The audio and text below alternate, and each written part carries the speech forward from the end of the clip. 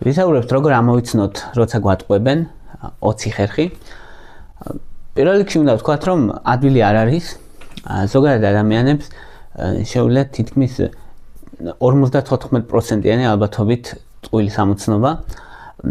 ანუ ადამიანების უმეტესობა ვერ არჩევს, როცა ადამიანები ატყუებენ, შემთხვევითობის პრინციპით თითქმის 50-50-ია.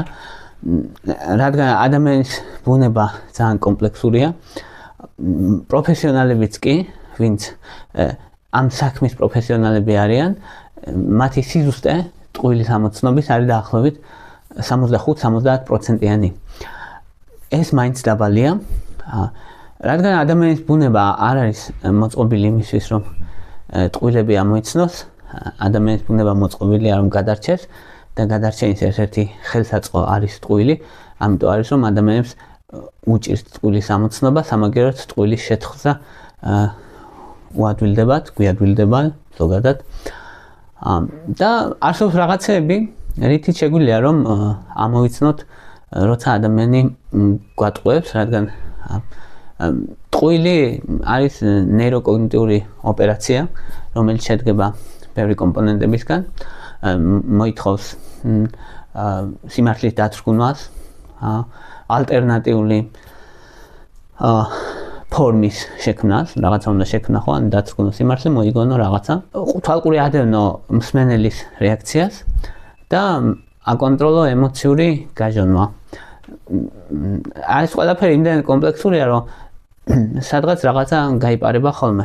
და აი აქედან გამომდინარე არის ზუსტად შექმნილი ეს მეთოდები, ეს ხრიკები, რითიც შეიძლება რომ მატყუარა ადამიანი ამოიცნო. ერთ-ერთი პირველი და უმარტივესი არის დრო.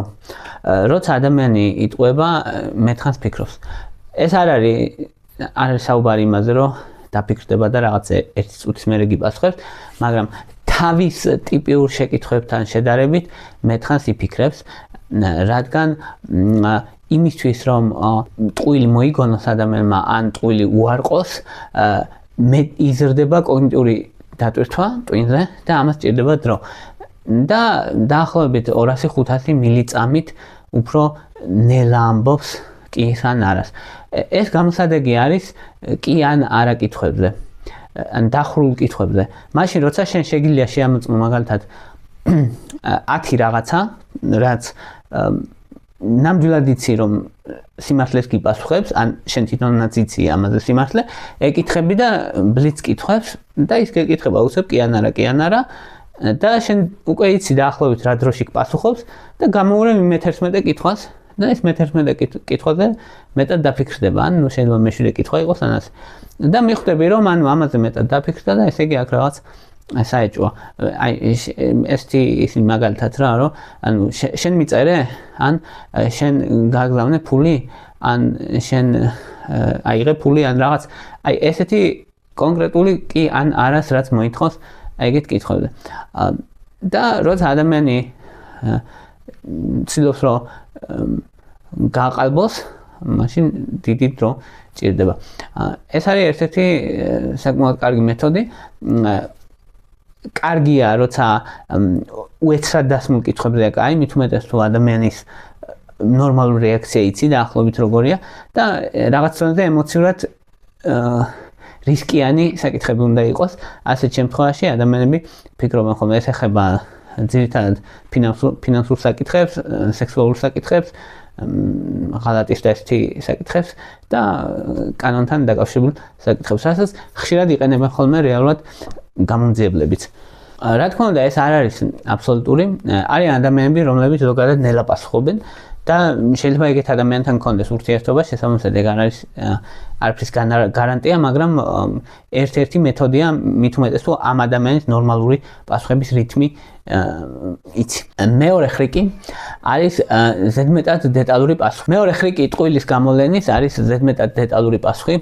როცა ადამიანს ეკითხები რაღაცას და ის იწყებს არასაჭირო დეტალიზაციას, ანუ ეს არის ფაბრიკაციის ალიბი ქვია, რომ მაგალითად იმის ნაცვლად რომ თქვა თქვან რომ მე სახში ვიყავი, იტყვიან რომ ეს სახში ვიყავი 712 წუთზე, ესე ავიღე ტაფა რაღაც გადავიღე 5 ნაბიჯი, შემოვიცი ჩემი ჟაკეტი და აი ესეთი დონის დეტალიზაციას იტყვიან ან რომ ის იმის ნაცვლად რო თქვან რომ აი მადლობა რომ დაინტერესდი. ამ ვიდეოს ვქნი უკვე 8 წელზე მეტია კვლევებზე დაფუძნებული მაღალი ხარისხის სამედიცინო ინფორმაციით. არხზე დღეს 1700-ზე მეტი ვიდეოა. თუ აქ მიღებული ცოდნა გეხმარება და გაქვს საშუალება, მხარი დაუჭირე არხს დონაციით. შენი მხარდაჭერით მეტ ადამიანს დაეხმარები იცხოვროს უკეთესი ჯანმრთელობით. დროს ვიყავი გზაში, ხო? იტყვიან რომ ვიყავი გზაში, ესეთი საცობი იყო, მე იქ აინთო მწვანე, მე იქ უცებ მანქანას დაეჯახა, მე ვუყურებდი ამას და მე გავჩერდი იქ, მე იმან დაიყვირა რაღაცა და იმას მივხვდი და აი ესეთი გადამამტებული დეტალიზაციას, რომელიც არ არის საჭირო, მაგრამ სინამდვილეში ცდილობენ რომ ფაბრიკაცია მოახდინონ ამაზე. ასევე მაგალითად თუ ეკითხები რა რომ ანუ შეხვდი თუ არა მას და იმის ნაცვლად რომ გიპასუხოს არა, გიყვება რომ აი მე ვიჯექი კაფეში და კაფეში ქონდათ ესეთი ჭურჭელი და ის ეკიდა სურათი ასეთი და მე მომსახურე პერსონალმა საერთოდ ტვინი შეჭამა და რაღაც. ანუ ეგეთი დეტალებს გიყვებიან იმის ნაცვლად რომ გითხრან კი ან არა. ანუ ეს არის ერთ-ერთი ნიშანი იმისი რომ ადამიანი აკეთებს სიმართლის ფაბრიკაციას ტყუილს და ამ ტყუილის გადაფარვას ცდილობს ზედმეტი დეტალიზაციით. მესამე ხრიკი რითიც შეიძლება რომ მივხვდეთ რომ გვატყუებენ ეს არის დისტაცირება. დისტაცირება იგულისხმება რომ მაგალითად დაშვებული იქნა შეცდომა იტყვის. იმის ნაცვლად რომ მე დავუშვი შეცდომა. პირველ პირს არ ხმარობს რა. მაგალითად გაგზავნილი იქნა მესიჯი. ან ის აი ანუ ირიდებს თავიდან პირველი პირის ნიშნების გამოყენებას და არ საუბრობს მე ჩვენ ასე არა. არამედ საუბრობს რომ ვითომ რაღაცა მოხდა თავისით და ხშირად ახასიათებს ხოლმე ადამიანებს რომ აი დაიხარჯა ფული. ანუ ისაც ახასიათებს ხოლმე ეგეთი საუბარი, ან დაიხარჯა თავისით დაიხარჯა, ხო? და ან თვითონ არ იღებს პასუხისგებლობას და როცა შეხება, ხო, საკითხსაც შეიძლება რომ ადამიანი იტყუებოდეს, აი თუ ესეთ ენას იყენებს ადამიანი, დიდია იმისი ალბათობა რომ გატყუებდეს. რა თქმა უნდა, ზოგჯერ ესეთი ენის გამოყენება კულტურის ნაწილია, ვთქვათ კორპორაციული კულტურის ან ზოგიერთ საზოგადოებებში ვთქვათ ნაკლებად იყენებენ მეს და უფრო საუბრობენ ესე არაპირდაპირ ენით, მაგრამ ძირითადად მაინც ადამიანებს ყოველდღიურობაში როცა ამას აკეთებენ, ხშირად არის როცა იტყუებიან. მეოთხე ხრიკი, რითიც შეიძლება მივხვდეს რომ გვატყუებენ, არის მეხსიერების არასტაბილურობა. ანუ რა შესაქმე, როცა ადამიანი საუბრისას ურევს წარსულს, აწმყოს და მომავალს, როცა არ საუბრობს ერთი მიმართულებიდან მეორესკენ. მაგალითად წავედი მაღაზიაში, ხო ვიყავი სახლში და მირეკავს მეგობარი. ანუ აურიას სხვადასხვა დროები ერთმანეთთან. მაშინ როცა არასაჭიროა. ხო, ზოგ ადამიანის შემთხვევაში ეს არის სტილი, რითიც საუბრობს, არიან ესეთი ადამიანები. ამ შემთხვევაში ვერ გაიგებ გატყუებს თუ არა, მაგრამ თუ ზოგადად ესეთ ადამიანი ესე არ საუბრობს, რომ მაგალითად ვიჯექი სკამზე და დავდივარ და თან კიდე ვიფიქრებ მომავალზე, რაღაც ასე არევულად თუ არ საუბრობს ზოგადად, შეგიძლია მიხვდე რომ უფრო გატყუებს და ზოგჯერ აქვე არის ხოლმე რომ შეცვლიან ადამიანები ფაქტებს. მაგალითად, გუშინ ამბობს რომ აი გუშინ გავედი 9-ზე და დღეს ამბობს რომ 10 გავედი 10-ზე. ანუ ცვლის აი რაში ჭირდება ადამიანს ამის შეცვლა თუ კი ეს არ იყო ტყუილის ნაწილი მაშინ. ხო, ზოგჯერ ხდება რა თქმა უნდა, შეიძლება დაავიწყდეს და შეიძლება ზოგადად გადიო 9-ზე და ხო, აი გუშინ შეიძლება 10-ზე გავიდა და ეხლა აი 9 ახსოვს, იმიტომ რომ ზოგადად 9-ზე გადიოდა ხოლმე. მეხუთე ხრიკი, რომ მივხვდეს რომ გვატყუებენ, არის მიკროექსპრესიები. ან ემოციური გაჟონვა, ესე ქვია. ეს ნიშნავს რას, რომ მაგალითად რაღაცას ეკითხები და პირველი რეაქცია აქვს სხვა, მაგრამ თავს მობილიზებას გაუკეთებს და პასუხობს სხვანაირად. მაგალითად, რომ აი შეკითხე რაღაცა და შეიძლება წარბები ესე გააკეთოს, ან ტუჩები მოკუმოს, ან თვალები გაუფართოდეს და პასუხობს მშვიდად მაგალითად. ანუ მისი ექსპრესიულობა, ანუ სახის გამომეტყველება სხვა რაღაცას გეუბნება და მისი სიმშვიდე არ შეესაბამება იმას, რა რეაქციაც ქონდა პირველად და მომენტალურად.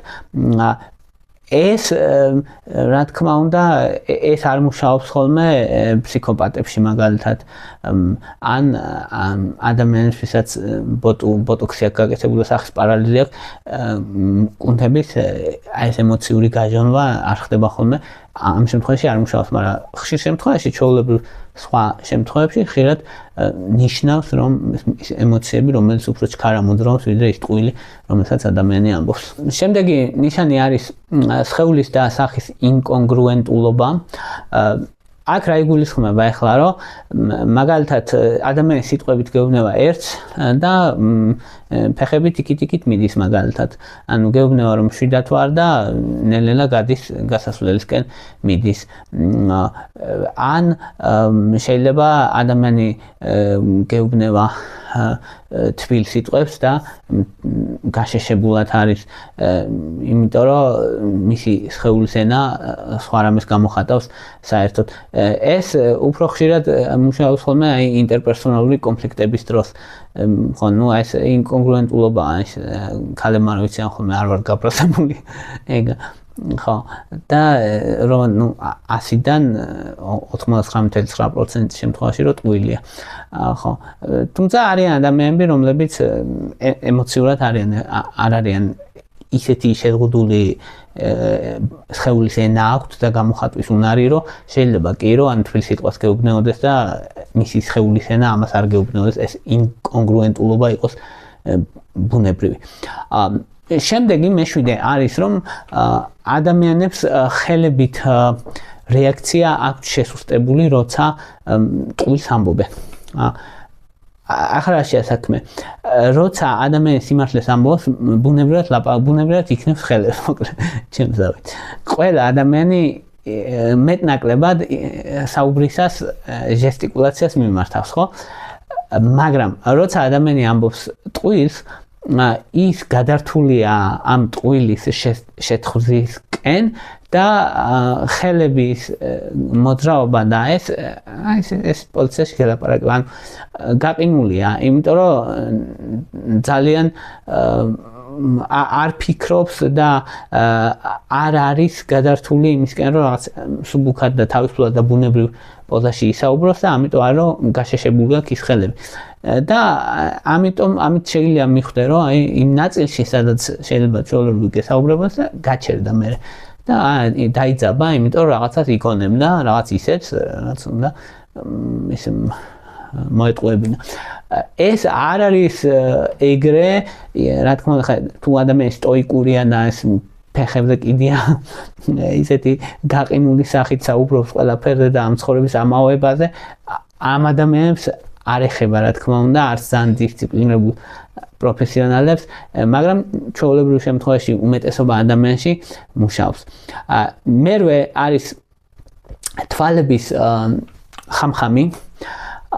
ახლა რაშია საქმე როცა ადამიანი იტყუება თვალების ხამხამს უმატებს ან თვალების დახუჭვა გახელას რა და როცა მორჩება ამ ტყუილს მე უფრო დიდხანს აქვს გახელილი თვალები. აი გარი ის ანუ ინტენსიური და ხამხამება ტყუილის დროს და ტყუილს რომ მორჩება მე ჩვეულებრივ აქვს თვალები. ხო ეს ყველა შემთხვევაში არ მუშაობს ანუ ზოგ ადამიანს აქვს თვისება რომ ხშირად ახამხამებს თვალებს ზოგი პირიქით ნაკლებად ზოგ ადამიანს აქვს მშრალი თვალის სინდრომი და ნევროლოგიური სხვა დაავადება ან ტიკები ამაზე არ არის საუბარი კონტაქტური ლინზები და ასე ანუ არ არის საუბარი ესეთ შემთხვევებზე, მაგრამ ადამიანები მით უმეტეს თუ იცი ზოგადად ეს ადამიანი რას იხშირით ახამხამებს თვალებს ნორმაში ყველაზე კარგი მიდგომა ეგ არის ხოლმე, რომ უნდა იცოდე, აი ამ განსხვავებებზე როცა ვსაუბრობთ, უნდა იცოდე რა არის ამ ადამიანის ნორმა და მე განსხვავებას ხვდები, რომ ეს განსხვავებულია თუ ნორმა არ იცი, ძნელია რომ განსხვავებას მიხვდე. მეცხრე არის ხმის დაწვრილება, ან ყველას ვინც იძაბება, უფრო მაღალი ტონალობა უხდება ხოლმე ტყუილის დროს და უფრო მკვეთრად საუბრობენ ტყუილის დროს. და ეგ არის ერთ-ერთი, ან რადგან ხორხის კუნთები იძაბება, შეიძლება ახლა ეგ დაემართოს ადამიანს ისედაც როცა ნერვიულობს ძალიან. ანუ თუ ადამიანს შფოთვა აქვს, შეიძლება ისეც დაემართოს, მაგრამ ტყუილის დროს ხშირად არის ხოლმე რომ აი ეს ხმის ტონალობა იცვლება და ხდება უფრო მაღალი. მეათე, რაც ამჟღავნებს, როცა ადამიანი გვატყუებს, არის ფილერები და შემავსებლების გამოყენება, მოკლედ, საუბრისას, ну, და იცი და აი როგორც და რაღაც ესეთ სიტყვებს რო იყენებენ. ახლა ეს ამ სიტყვებს ყველა ვიყენებთ საუბრისას, ეგ ისეთ არ არის რომ არ იყენებდეს ადამიანი, მაგრამ თუ კი უფრო ინტენსიური ხდება, თუ კი უფრო ხშირად იყენებს, თუ კი სიტყვებს შორის უფრო დიდ პაუზებს აკეთებს და იქ შემავსებლებს სვამს და განსაკუთრებით თუ კი მოულოდნელად, ანუ მოულოდნელი დაძაბულობა არის საუბარში და მაშინ იწყება ესეთი ფილერების გამოყენება, რა თქმა უნდა, ეგ არის ნიშანი იმის, რომ რაღაცას იტყუება ეს ადამიანი. ეს არ მუშაობს, როცა ადამიანი სახალხო სიტყვით გამოდის, მაგალითად, როცა public speaking-ი რაც არის ხო, რომ გამოდიხარ და ლაპარაკობ, ისეც ღელავ რა და შეიძლება კი რომ შემავსებლები გამოიყენო და ეგ ჩვეულებრივი ამბავია, მაგრამ ყოველდღიურობაში უფრო მეტად, როცა ყოველდღიურად საუბრობ და აი საყველპურო საუბარი აქვს ადამიანს, მაშინ არ ჭირდება როგორც წესი შემავსებლების გამოყენება, თუ ეს ადამიანი ზოგადად ესე არ საუბრობს.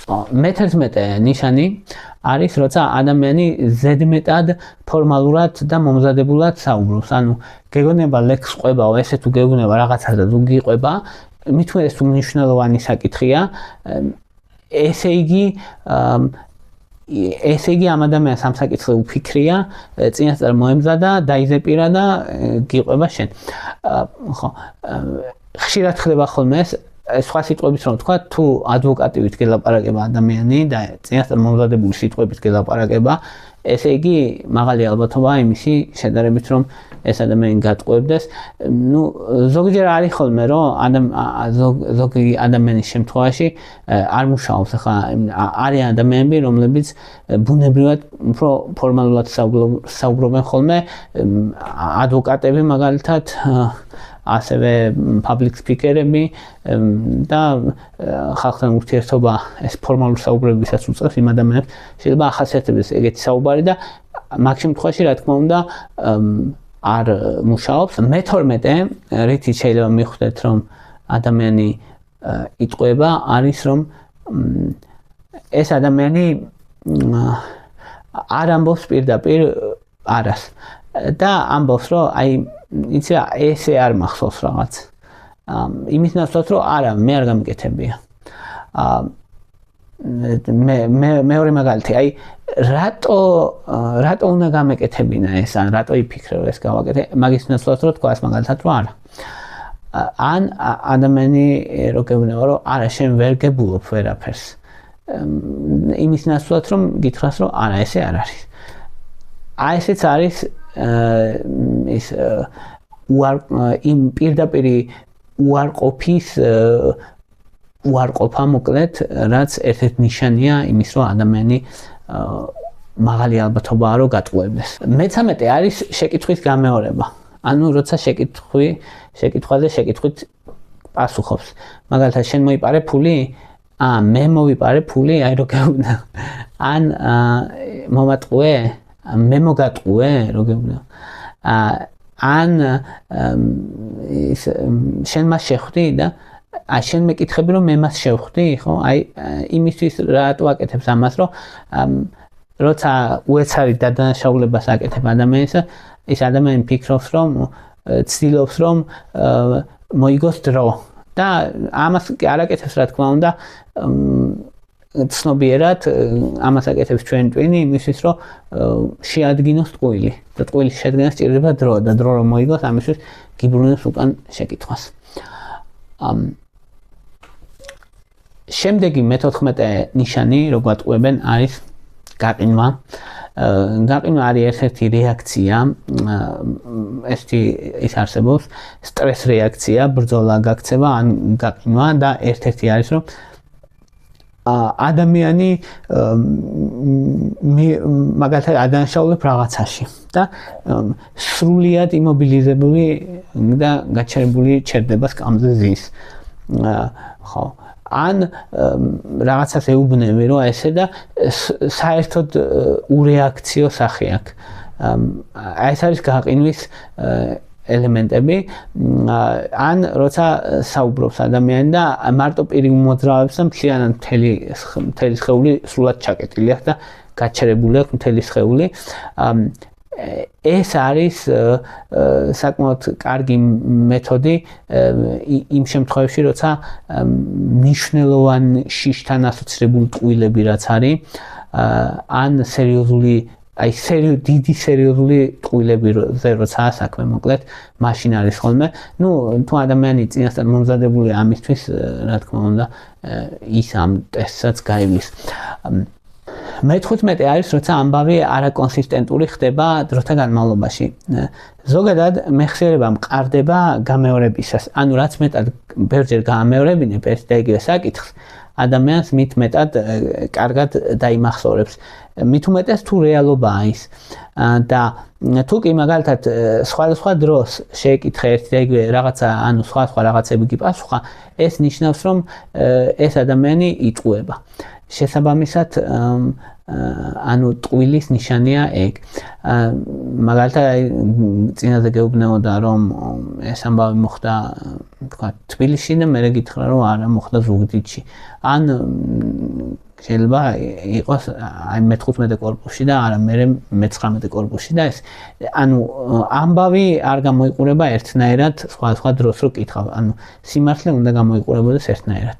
მე-16 ნიშანი ხრიკი არის თავდაცვითი ბრაზი არის, როცა რაღაც ეუბნები და ის რომ დადანაშაულებით გპასუხობს, რომ აი შენ მე კრიმინალი გგონი ვარ და აი გიყვირის მაგალითად ან როგორი ფიქრე ესეთი რაღაცა ჩემზე ან გაწყვეტინებს და გიყვირის და ბრაზობს პირიქით ან დაცვითი მექანიზმია რითიც პირიქით განმოდის შეტევაზე რათა დაფაროს თავისი ის რითიც ეშინია სინამდვილეში თუმცა ეს მუშაობს იმ ადამიანებში ვისაც ბრძოლით ბუნება აქვს არიან ადამიანები რომლებიც ამ რთულ სიტუაციაში შიშს ირჩევენ ან გაყინვას და ეგ ადამიანები შენ დადანაშაულებით არ გიპასუხებენ მაგრამ ადამიანები რომლებიც ეგოპროტექტიული ადამიანები არიან ის ადამიანები კი და დომინანტური ადამიანები გიპასუხებენ ხოლმე დადანაშაულებით და მე-17 არის როცა ადამიანი არის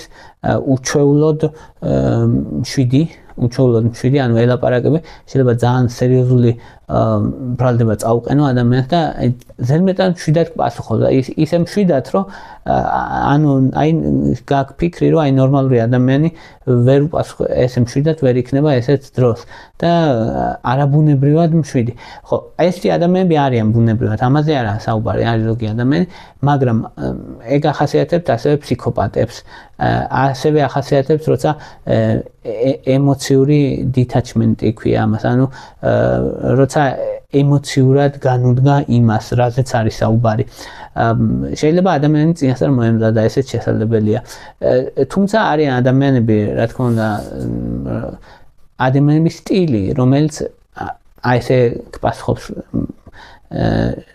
თუნდაც ზედმეტი ემოციებისგან არ შეუძლია ემოციების გამოხატვა და შენ შეიძლება ძალიან ემოციურ საკითხზე ეუბნეოდე ამ ბრასდებდე და მისგან რეაქცია ვერ იგრძნო და ემოცია ვერ იგრძნო შესაძლებელია მაგრამ ზოგ შემთხვევაში და ბევრ შემთხვევაში ნიშნავს ტყუილს. თუმცა ადამიანები რომელიც არიან აი ემოციურად გაბუჟებულები, დეპრესიაში გადამწვარი გადაღლილები, ეგეთი ადამიანები შეიძლება ისე იყოს ადამიანი, რომ ხო აი მითხარი რაც გინდა. მე-18 არის, როცა ადამიანი მიმდევრობას ვერ იხსენებს. მიმდევრობა ადამიანს ზოგადად ახსოვს, პირველად რა მოხდა, მეორედ რა მოხდა, მესამედ რა მოხდა, ბოლოს რა იყო და თუ კი აურია მიმდევრობა, აი ეგ არის ერთ-ერთი განსაკუთრებით, ანუ როცა ამბავი შედგება ბევრი ეტაპისგან და ბევრი კომპონენტისგან და აურია მაღალი ალბათობა იმის, რომ გატყუებდეს, თუმცა შეიძლება რომ ხო ამ ადამიანს შეიძლება არ უყურადღებო ადამიანი იყოს ზოგადად და ხო ხან ისე ახლოს, ხან ასე ახლოს შესაძლებელია, ან ძალიან დაღლილი იყოს შესაძლებელია, მაგრამ როგორც წესი ადამიანებს ახლავთ ხოლმე და როგორც წესი ის ასევე ზოგჯერ ზედმეტი თვალის კონტაქტი. ანუ ადამიანები ზოგჯერ ხო, იმიტომ რომ კულტურა გვასწავლის, რომ მატყუარა თვალის კონტაქტს გაურბის და ეს იციან ადამიანებმა და ამიტომ ზოგიერთი ადამიანი ტყუილისას იყენებს პირიქით გადამეტებულ არაბუნებრივ თვალის კონტაქტს და ეგ არ არის ზოგადად ბუნებრივად თვალის კონტაქტი წყდება. არ არის ეგრე რომ ადამიანები ყოველდღიური ლაპარაკისას სულ ესე თვალებში არ შესციძნება ერთმანეთს, ხო? ხო და აი თუ კი ესეთი ინტენსიური თვალის კონტაქტს ამყარებს ადამიანი, შესაძლებელია რომ ეს იყოს ზუსტად ტყუილის ნიშანი. და მე-20 ნიშანი არის, როცა ემოცია და სიტყვები არ ემთხვევა. მაგალითად თუ საუბრობს ადამიანი მაგალითად ტრაგედიაზე და იცინის, ერთ-ერთი ნიშანია, ან შეიძლება საუბრობდეს ტრაგედიაზე ინდიფერენტულად, ან ღალატზე სიცილით, ანუ ღიმილი კონდეს მაშინ როცა აღწერს ტკივილს. აი ესენია ნიშნები, როცა ანუ ის ამბავი, რასაც ყვება და ის ემოცია, რაც მის სახეზე გამოიხატება, ნიშნავს არ ემთხვევა, რომ ანუ რაღაცა შეიძლება გატყუებდეს ეს ადამიანი. ყოველთვის არ არის, რა თქმა უნდა, ეგ სწორი, არიან ადამიანები, რომლებიც ნერვულად იცინიან, ანუ იმდენად შეიძლება იმდენად ნერვეულობს რაღაცაზე, რომ ნერვულად ეცინება, იმიტომ კი არ ეცინება, რომ მართლა იცინის. ამას არ ეხება ეგ. თუმცა მაგალითად იმ შემთხვევაში, როცა აი ღალატის შემთხვევებში არის უფრო გამოსადეგი და როცა რაღაც საზიანო საქციელი ჩაიდინა ადამიანმა სხვის მიმართ, აი ესეთ შემთხვევებში უფრო ხშირად ამართლებს ხოლმე. აი ეს არის ზოგადად ეს ტყუილი და ტყუილის გამოცნობა არ არის ადვილი, თუმცა აი ამ 20 ხრიკით შესაძლებელია რომ ალბათობა 60-70%-მდე გავზარდოთ ტყუილის ამოცნობის, რაც საკმაოდ კარგი მაჩვენებელია. ეს იყო რისი თქმაც მინდოდა, მადლობა რომ მისმენდით, მადლობა რომ გაინტერესებთ, თუ მოგწონთ ჩემი ვიდეოები დალაიქეთ, თუ მოგწონთ ჩემი არხი გამოწერეთ, მადლობა ინტერესისთვის.